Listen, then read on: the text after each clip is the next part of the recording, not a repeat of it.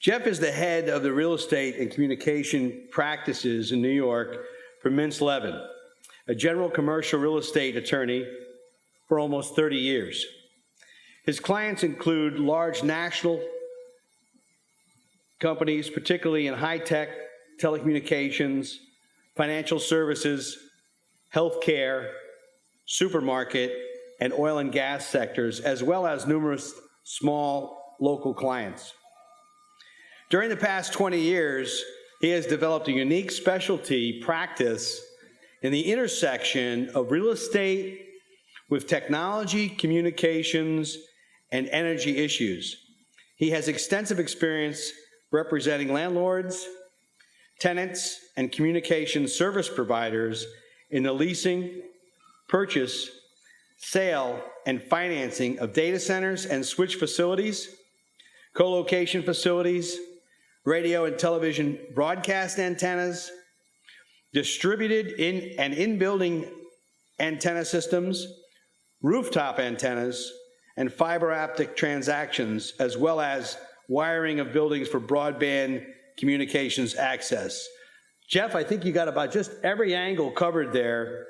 So Jeff has also negotiated thousands of rooftop and cellular antenna leases, inside wiring agreements, antenna tower leases, and switch facility leases throughout the country, covering over 500 million square feet.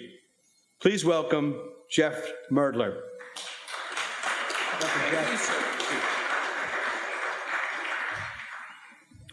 Good morning. So I'm the evil lawyer in the room. As Ed indicated, I'm a real estate transactional lawyer by background, and I've developed this specialty in the intersection of real estate, telecom, technology, energy, high-tech stuff. While I do stuff in a lot of those other areas that Ed mentioned, what I'm going to focus on today is just DAS, or in-building wireless systems, and first responder systems. But feel free to heckle me as I go with any questions or afterwards on any of the other subjects. So the first thing is, for those who may not be educated in this space, what is a DAS system and a first responder system, and why do we need them? So you need to take a step back to understand how cellular systems operate.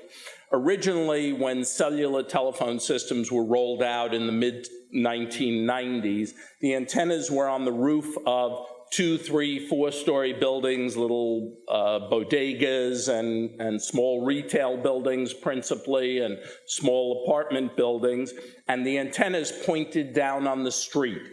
Why? Because the traffic on the communication system was the traffic on the street. People used their cell phones originally, walking on the sidewalk and in cars. And that goes back to the days when the cell phone was a brick and had its own separate briefcase to carry it around.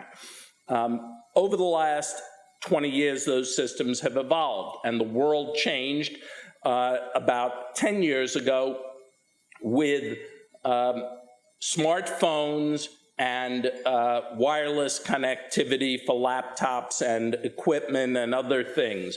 And the traffic on the cellular networks shifted. It shifted from being on the sidewalk and the street inside the buildings. So nowadays, there's my office is on the 16th floor of the Chrysler East building, behind the Chrysler building. And if I look out my window a block away, there's a roof of a building that must be about 15 stories tall. And there's cell sites on the roof of that building, except the antennas aren't pointed down to the street.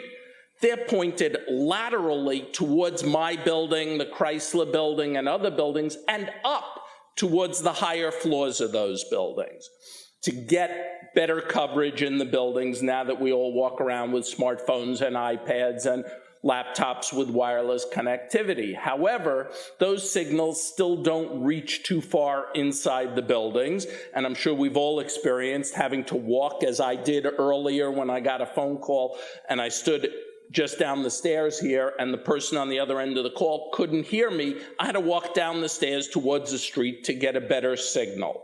If you look at your cell phone and you look at a signal that has 1 bar as opposed to 4 or 5 bars, when you have 1 bar, it means your phone is working twice as hard and the antenna that it's connected to is working twice as hard to connect and keep that call connected and keep high quality. It means your battery goes down twice as fast on your cell phone, and the antenna on that rooftop is using much more of its capacity allocated to your call and therefore can't handle as many other calls as the network would like it to handle. So what's evolved over the last 10 years has been in-building wireless or distributed antenna systems, putting small cellular systems inside buildings. Originally started with individual carriers where they had high customer usage in a building. So an office building that has a large company, the company, if they had a national account with Verizon, Verizon might put a small repeater or cellular system inside that building to serve its customer as part of their national account agreement. But that's an inefficient use of resources. So the systems evolved to develop what's called neutral host systems, where you have one system shared by multiple carriers. So for example, I did the DAS system at Madison Square Garden, and I did all the cellular work for 10 years before that. So we had 5 or 6 cellular carriers in Madison Square Garden, each one with a separate equipment closet with their racks of equipments and their radio and such, and then their own wiring, and each one with 20 to 50 separate antennas around the building, and it was a morass of spaghetti in the building. So when we did the major renovation of the garden a couple of years ago, as part of the planning, we said we're going to install a neutral host system, a DAS system, and require all the carriers to use that and kick them out of their own separate locations, consolidate all the equipment into one space, install one system, and now there are 140 antennas with much better coverage all around the building, including the stairwells, the bathrooms, the lobby, much better than the old coverage, which principally only covered the stadium, the bowl, as opposed to everywhere else in the building. At the same time, you mesh that with what's happened in terms of first responder coverage within buildings. And as a result of the events of 9/11, the fire department and other government agencies, Homeland Security, police, Secret Service, have all pushed for better coverage within buildings to be able to communicate with their staff. And we'll talk more about both of those a little later. But that's sort of the overview of how the systems have evolved and why we need them. The bottom line for property owners is this is all an amenity for the building. Some property owners look at all of these things, cellular antennas and wiring in the buildings and bringing fiber optic in as a revenue generator.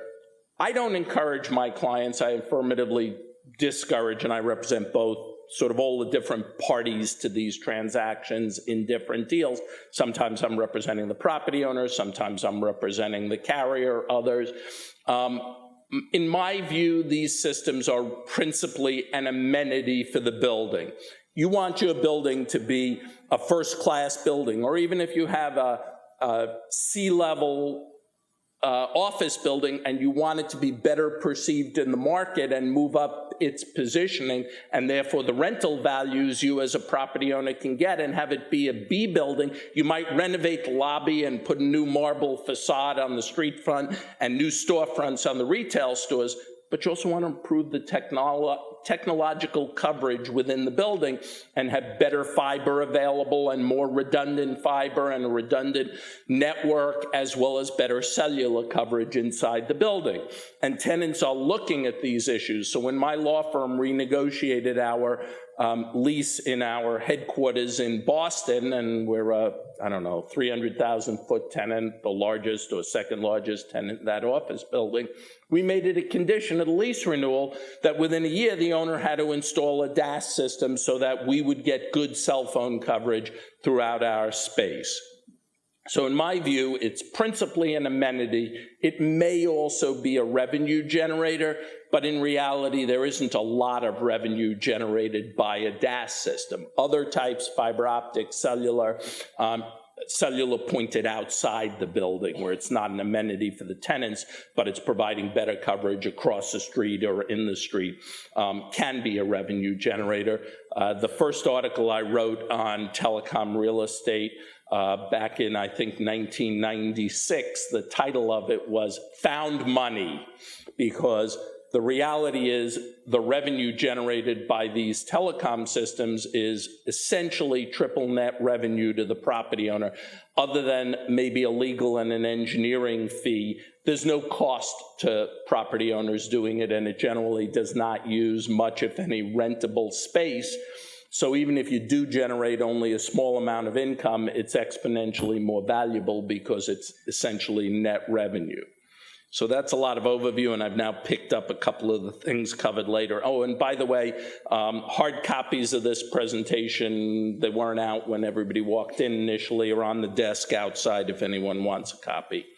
So there are three different business models generally for installing a DAS system in a building.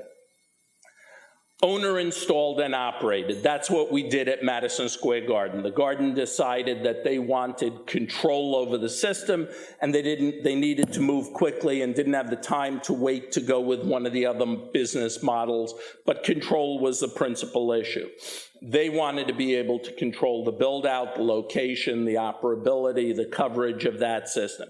So Madison Square Garden paid all the capital expenditures of installing the DAS system, hired a consultant and engineers who designed the system, bought the equipment, built it out, and as they were doing that, went and negotiated with the individual carriers to join the DAS system, pay an upfront capital expense reimbursement fee to join the DAS system.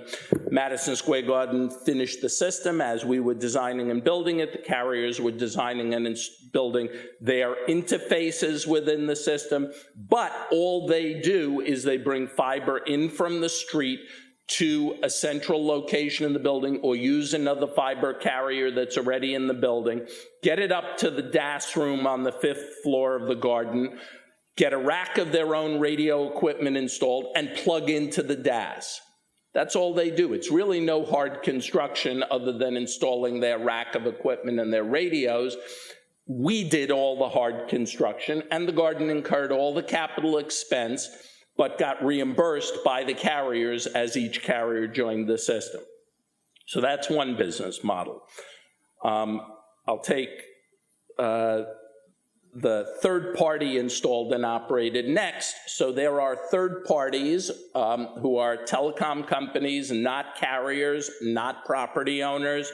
One of the largest in that space, which is here right now and a sponsor of today's event, American Tower, does a lot of this. They will design, finance, build, install, and operate a DAS system. They do an agreement, a lease or a license agreement or a services agreement with the property owner to allow them to install it.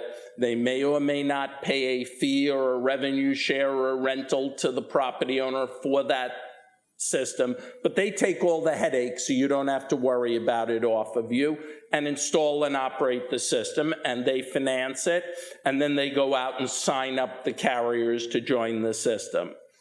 Third business model is the carrier installed and operated system. So Verizon and AT&T are very active in this space. T-Mobile has been saying and has allocated budget to start doing DAS systems. I have yet to see one actually done by T-Mobile, but they're saying they're coming out with them shortly. Sprint and the other smaller carriers are not in that business. So it's principally Verizon and AT&T.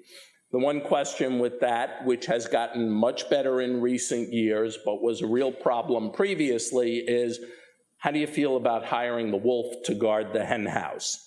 So you're saying install a neutral host system that all the carriers can share equally, but one carrier will control it.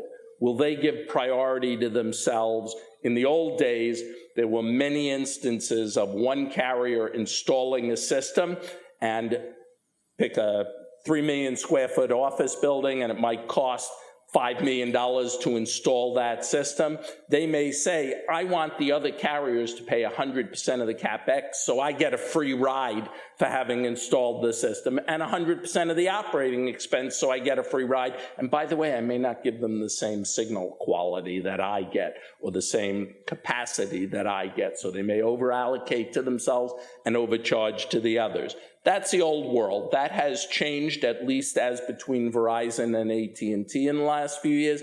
They have learned to play nice in the sandbox and have come to a realization that today AT&T is installing a system in one building, but tomorrow they're going to want to ride a system that Verizon is installing. So if they don't work together, they're going to clash and nobody profits from that. So those are the three basic business models. A lot of issues come up in comparing those three business models. If the owner installs it, they have much more control over it, but a lot more headache. It's much easier to do the construction of a system if the owner controls it. No plan approval process, just a much more streamlined process. The other systems work, but they're more of a headache for the property owner, whether it's new construction or a retrofit. Installing a system requires much more time commitment on the property owner, but that's the trade-off for getting the control. Capital expense, obviously, is very different depending on which model you choose. Similarly, for operating expense, it varies from system to system. And again, the handouts are outside. I'm just trying to run through this so we stay on schedule and have time for questions. We've talked about the headache factor. What are the risks to the parties to the transaction? If the owner is installing the system, obviously they're going to bear the burden of the cost overruns and also the risk of whether carriers will sign up to join the system. If the third party installs it, they have the risk also of will the carriers sign up, and that gets back to a gating issue on these deals of if a third party installs the system, are they willing to do this speculatively and spend capital on designing and installing the system before they have a carrier or two carriers signed up? Traditionally, they won't. Traditionally, what they will want is sort of an option agreement that the property owner gives them a period of time, a year, 2 years, 3 years, to go find a carrier, and they have the exclusive on installing a DAS in the building, but they only start the build once they have one or sometimes two carriers signed up to join the system. The carrier installs it, they know they're going to be on the system and they're doing it because they want the coverage. Frequently, the carrier's decision to join the system is governed by who the tenants in the building are, and they are much more interested in getting into a building where they have an anchor customer. So if Verizon has a national account agreement with my law firm, Mintz Levin, they're going to be much more interested in wiring One State Street, One Financial in Boston, where our headquarters office is, because they know we're a customer and they want to maintain good service for us. You also have a risk of service and who's going to service the system more quickly and will it stay up and operating. So now turning to first responder systems. Since 9/11 and the difficulties on 9/11 of the fire department and police department communicating with their first responders inside the towers, and principally the fire department gave an order to evacuate the buildings, and the firefighters inside the buildings couldn't hear it because the systems from the command station in the lobby and out on the street didn't reach throughout the 107 stories of the World Trade Center. And that may be a reason for the high casualties on first responders on 9/11. They didn't hear the order to get out, particularly the order given to evacuate the North Tower after the South Tower collapsed. And they didn't even know, the guys on the inside, that the South Tower had collapsed necessarily. So laws have changed in New York and in many other jurisdictions to require installation of new system of first responder systems in new buildings.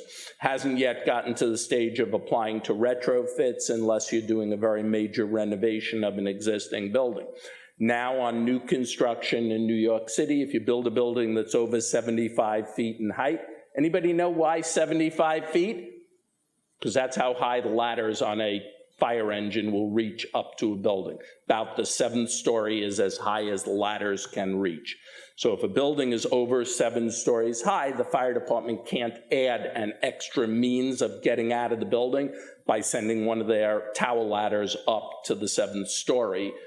Can't reach up above that, so they've designed that as the demarcation point above that height. It's a big building, considered a large tower, and you need to install a first responder system. And that system has to be physically segregated. It can't be, per se, part of the DAS system, so it needs a separate riser pipe and separate controls. However, there are significant economies of scale to install that system simultaneously with installing the DAS system, because you do the core drilling, you pull the wires, you do everything at the same time, but you build 2 separate and distinct systems. And the systems have to be designed to meet the specifications principally of the fire department for communicating with their firefighters inside the buildings. And it has to meet their requirements. So, for example, it has to show the ID numbers so they can identify each individual firefighter and where they are in the building when they call out and say help. And principally, those systems are either installed as what's called a leaky coax system. So coaxial cable, antenna cable for your TV system that is designed with limited shielding on the system, so on the wiring, so the signal comes out of the coaxial cable. It leaks out, or it can be a radio repeater system with antennas throughout the system. Has to be connected to a command center in the lobby, has to cover 97% of the building. On the other hand, it can't be designed so it's so powerful that it extends more than 1 block from the building and interferes with systems in other buildings. And it requires a backup power system. There's a second tier of regulations that's under consideration and out for public comment, expanding the requirements for these systems in New York. So now turning to some of the business and legal issues of installing these systems. On the business side, whose obligation is it to install the system, and how do you have the ability to enforce that obligation depending on where you are in the relationship among the properties? If you're the property owner, the system installer, a third party, or the carrier dealing with the systems. What frequencies does it cover? Today, if you remember old AM, FM radios with a dial and a bar that goes across it, that's frequency spectrum, one segment of it, where AM radio transmits and where FM. That spectrum is much larger, and it's regulated by the federal government. And there are sections of that spectrum that are allocated for different users. There's sections that are for first responders, there's sections that are for TV stations, separate sections for radio stations, for cell phones, etc. When you're installing one of these systems, you want to make sure, and this was also a problem when systems were previously installed by a carrier, they would install the infrastructure and design it and optimize it for their network and not necessarily install all of the elements you need for the other major carriers' networks. So when a second carrier came on the network, they had to spend capital expense to expand the hardware that operates the system to pick up their portions of the spectrum. So you want to make sure as a property owner that you get appropriate breadth of the system without wasting money on unnecessary portions of spectrum. Timing of installation is an important factor. I've dealt with a number of situations where an individual tenant in a building is driving the installation.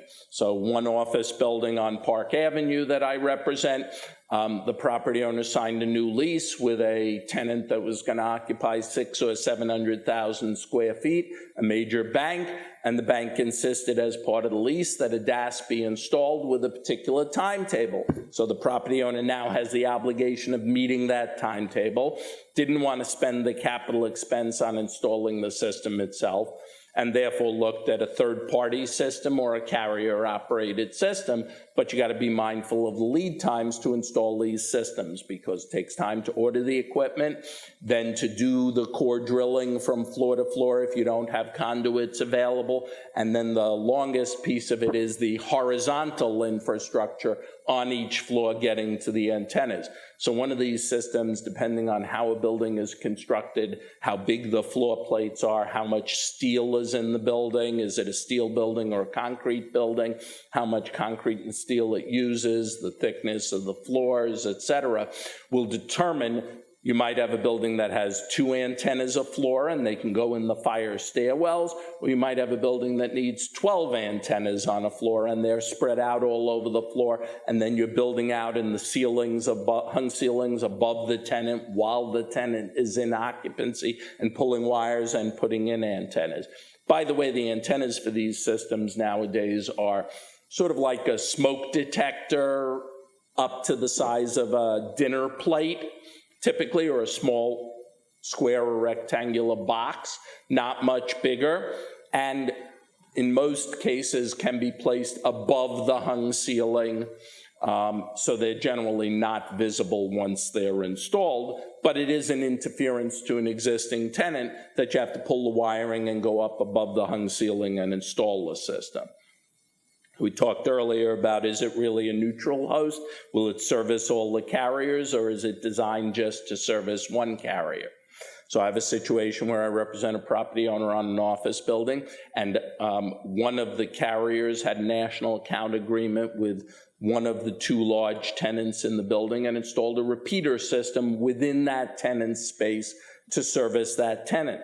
That carrier was now disinclined to join a DAS in the building because they were servicing their principal customer, and the antennas that service that customer reached beyond the space in the building and covered 1 or 2 floors above and below where that tenant was located. So it sort of covered 1/3 to 1/2 the building. So they said, why should I spend the CapEx to join an owner-operated or a third-party operated DAS system in that building, or spend the money on expanding my system when I already cover half the building? Do I really need it? And that's a tough decision process. You need to know what's in the building already if you're looking at installing one of these systems. Watch the core business. If you're a property owner, your core business is operating your building, office building, residential building, shopping center, whatever it is. And you don't want to waste so much time and energy on dealing with some of the tech systems. I think as a general rule, it makes more sense in most situations to outsource that and do a carrier installed or a third party installed system, unless it's a really big building or a very anal compulsive property owner who wants to control all the operations within the building. You don't, on the other hand, want to have a issue that adversely affects your ability to lease up space because you don't have a system in the building or aren't willing to install it, or it'll take too long. And will a tenant say, you know, I've seen situations. I would not say that a DAS or any telecom infrastructure for an office or a retail tenant is going to be the principal or even one of the top 5 or 10 issues in their selecting a location. But once they go through and analyze 20 or 50 locations and narrow the list down to 3 or 5 or 10 finalists, they're looking at much more granular issues to make the selection between those finalists, and the telecom infrastructure in a building at that point can and will be a differentiating factor among buildings. And if you have a telecom-friendly building where you've got 5 different fiber carriers installed in the building, and you have truly redundant systems. There's a misunderstanding or a lack of understanding by a lot of people, in property owners in particular, and tenant customers, users, about diversity of telecom infrastructure.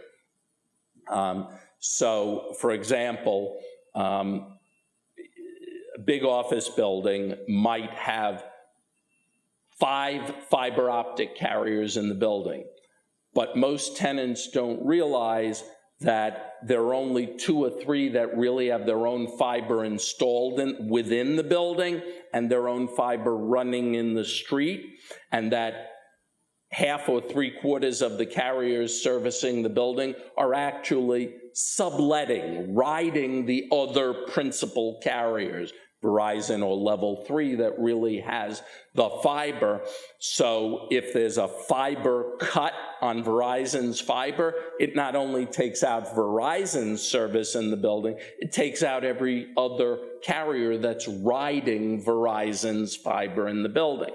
Second part that people don't really recognize or look at is the fact that there are multiple carriers doesn't mean that they're running on diverse routing, either through the building or in the streets. So, for example, up until a couple of years ago, the General Motors building had multiple fiber carriers within the building, but only one set of telecom closets and conduits running from the basement to the roof. So if there was a fire in one of those closets, it could potentially knock out all the telecom carriers in the building. And General Motors building discovered that, and when they did a renovation in the building, they added a second redundant set of telecom closets from basement to roof and brought in fiber and copper through the opposite side of the building, through separate manholes in the streets and running on different routes to have true redundancy in the building. What are the costs of installing these systems? They're very expensive. They're very labor intensive in terms of doing the core drilling, pulling the systems up through the buildings, doing the horizontals on the floor. But tenants won't pay for that. They will pay their carrier for their own cellular and fiber service, but they won't pay the building for installing that system. Part of the reason why the revenue sources are the carriers who ride these systems, and the carriers are sensitive to their out-of-pocket expenses and aren't willing to pay a huge profit margin to the property owner. Bunch of issues, other issues that come up in drafting and negotiating these agreements, things like relocation rights. What happens if the owner needs to recapture the space where the equipment closets are located, equipment cabinets, move it somewhere else? Do you have the right to do that? So I'm working on a couple of cell site relocations right now where the agreements were done 20 years ago, gave the property owners no right to relocate the antennas or the rooftop equipment, and it's a nightmare dealing with the carriers, in part because the path of least resistance for the carrier is just to say no and refuse to do it. I have one situation I'm working on now where the roof of an apartment building, the roof leaks like a sieve, and the new property owner wants to renovate the roof, replace it before it re-rents space in the building. And it's taken us 6 months of negotiations with the 2 cell carriers on the roof to get them to agree to relocate temporarily during the renovation of the roof. So these can be serious lead time items, especially if the agreements weren't properly negotiated in advance. Where does the equipment go? How much space do you give to a carrier to install equipment? How do you minimize the space they use to maximize the space you have to rent? And by the way, these systems operate in all different types of buildings. Originally, DAS systems started in really high physical traffic buildings, transit centers like Madison Square Garden and Penn Station, and arenas and high-traffic casinos, hotels. They've expanded over the years. Now they're in many or most office buildings over 1 million square feet. The economies of scale have not yet made it economical to install them in buildings under 1 million square feet unless the property owner or a tenant is willing to subsidize the installation costs. They exist in shopping centers, hard in residential buildings, again, unless the property owner is willing to subsidize or somebody is willing to subsidize installation of the system. What rights do the owners have to use this system? You're installing a DAS system in the building. Gee, maybe that helps the property owner and they can run their radio network for their building employees to communicate with each other over that same network and improve the quality of reception and avoid having to maintain a separate radio network system within the building. Talked a lot earlier about BMS, building management systems. They can operate over a DAS, and you can have all of the system monitors for your HVAC system, your leak detectors, your water meters, et cetera, operate over that DAS system. In the old days, each one of those monitors had to have a separate copper phone line and a separate phone number with monthly charges to Verizon to operate. Now they all operate wirelessly over a DAS if you have it in the building. A lot of detailed legal issues that come up in negotiating these agreements, and while many of them are similar to the issues that come up in lease negotiations, the hot button issues, both for the property owner from their perspective and for the carriers and third-party installers, are very different in installing DAS systems, same for cellular systems and fiber optic systems, and what's necessary to make the deal work. I've seen many deals over the years where a property owner will take an office lease, add a paragraph dealing with telecom issues, and hand it to a carrier and say, sign this to get access to the building. Really doesn't work to protect the property owner and really doesn't work for the carrier to allow them to do what they need to do within the building. Assignability issues are different. A carrier, sort of like a retail chain store, can't be inhibited from transferring an agreement in one building and have to go and get an individual property owner's approval if they're selling their company or changing their business model and selling all of their locations in Manhattan or New York, or restructuring their business. Many of these agreements nowadays are structured as license agreements rather than leases.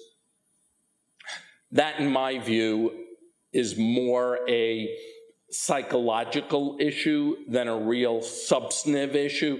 Property owners think that a lease is a more long-term right and therefore gives the carrier or the user more rights in the building and is harder to kick them out if they're not doing the right thing. And a license agreement is a shorter-term agreement and easier, faster, less expensive to kick someone out who's not performing. In the case of a telecom agreement, they're almost always nowadays called a license agreement, but the reality is, for all essential purposes, they're essentially a lease of rights to space in the building, in my view. Use clauses. What restrictions are there on a carrier? Is it limited to certain spectrum that they can use the system for and certain purposes? And does that potentially conflict with other systems in a building? So, for example, is unlicensed spectrum, you have licensed and unlicensed spectrum. The bulk of spectrum is licensed. You need a license to operate and use it. So if you're an AM radio station or a TV station, you have a license from the FCC to use a particular section of bandwidth. Wi-Fi is the best example of unlicensed spectrum. It's wide open. Anybody can use that narrow portion of spectrum. If you put a DAS in, does it only apply to licensed spectrum, or does it also apply to Wi-Fi? Maybe the property owner wants to install or already has their own, or a third party who's paying a rental or revenue